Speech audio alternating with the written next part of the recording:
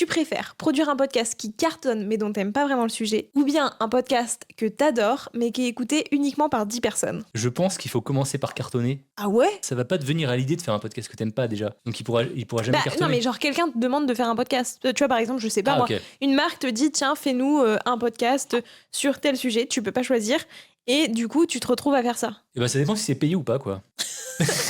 Qu'est-ce que t'es vénal. Si une marque me demande de travailler pour un podcast et il y a un salaire derrière, bah, je sais pas, tu vas pas dire que tous les salariés du monde sont heureux d'aller au travail le matin. Mais t'es pas payé, on va dire t'es pas payé. Ah bah là, il y a aucun intérêt. Mais imagine, t'es payé, t'as ton salaire et ça te permet de faire des trucs pour toi qui sont Non mais écoutés. t'es pas payé mais ça cartonne. Du coup, malgré tout, tu te fais connaître. J'ai envie d'aller dans ton sens et de dire non, ça me ferait un petit peu chier.